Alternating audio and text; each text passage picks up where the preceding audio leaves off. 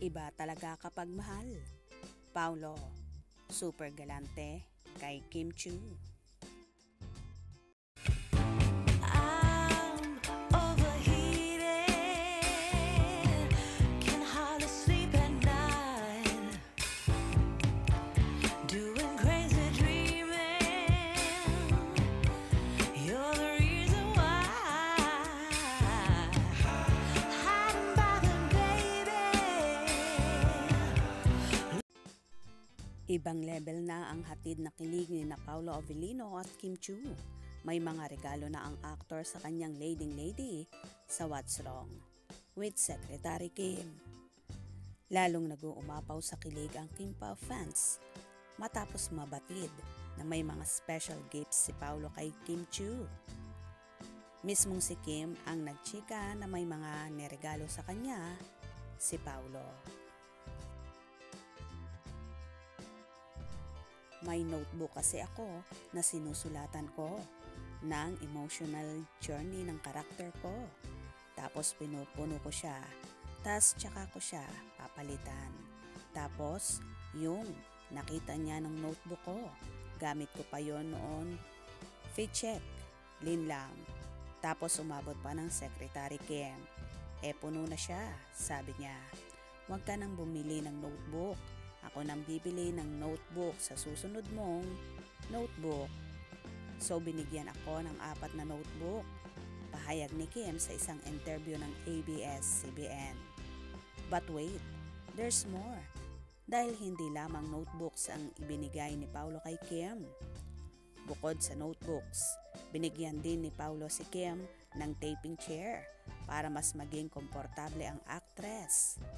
Bumili rin siya ng taping chair, tapos ang comfy. Kwento pa ni Kim.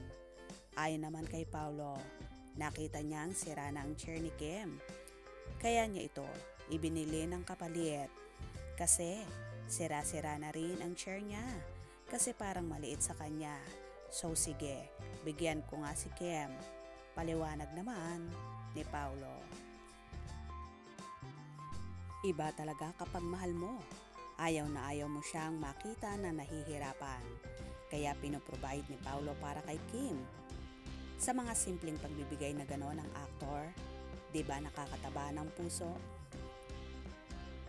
Di ba galante si Papa at ayaw niyang nahihirapan ang kanyang lobby loves? Nung nag-beach kaya sila? For sure, si Paulo rin ang gumastos noon dahil hindi naman hahayaan ng aktor na gagasto si Chinita Princess. Alam naman natin na so generous sila pareho, lalo na si Kimi. Nangyari na ito sa kanyang fast relationship na kahit ano, ibinibigay niya. Basta mahal niya. Kulang na nga lang pati bahay, di ba? Ganito rin, mapagbigay si Chinita Princess at napakagalante pagdating sa kasintahan. Pero sa pagkakataong ito, paniguradong hindi papayag si Paulo na ganon dahil hindi siya mahilig sa material na bagay. Pagmamahal lang, sapat na sa aktor. Wow, diba so sweet? Sana lang sila na nga ang itinadhana at maging pang forever na ang Kim Pao. Kaya naman tumutok at huwag na huwag pahuhuli sa mga maiinit na kaganapan. Anong inyong magiging reaksyon sa bidyong ito? Comment below.